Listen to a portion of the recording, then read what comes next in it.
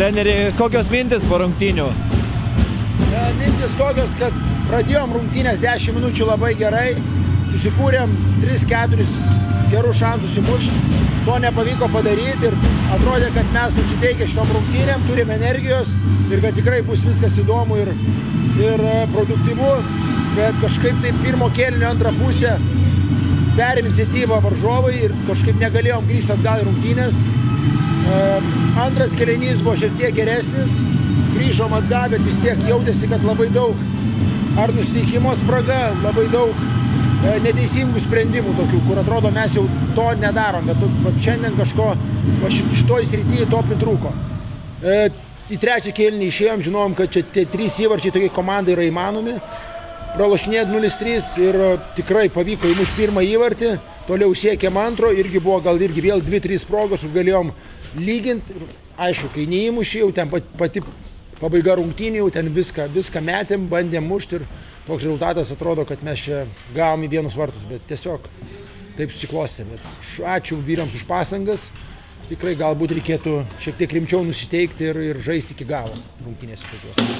Bet būtent šnekant apie pirmą ir antrą kėlinį, gal labiau apie pirmą, tie 2 įvarčiai atrodė tikrai prieš žaidimo eigą, nes atrodė jūs kontroliuojat žaidimą ir jūsų pusė iniciatyva ir gal taip psichologiškai būtent žaidėjus ir paveikė. Tas ne tai, kad nusiteikimas, bet smūgis gana psichologiškas, kad mes atrodo kontroliai, bet mus baudžia.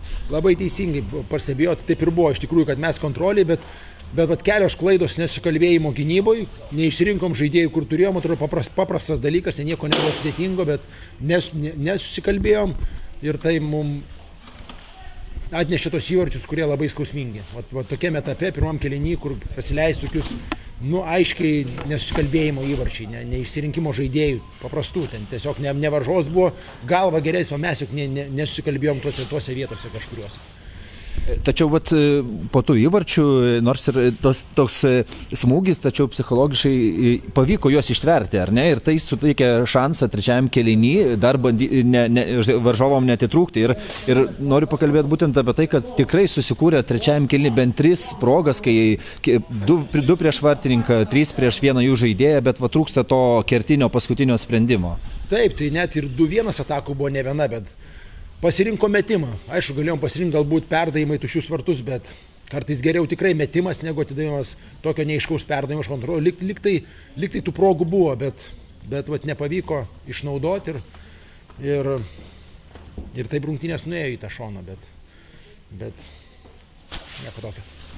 Na ir dabar apie netolimą ateitį, tai jau trečiadienį vyksta tie Elektrėnus, tai turbūt visų laukiamos rungtynės prieš Energiją ir toks prieskonis, kad ten dar nepavyko šiais metais jų įveikti, tai papildomai galbūt motyvuoja ir kaip manot, ar galima tą Energijos tvirtovę nuverst? Reikia ją versti.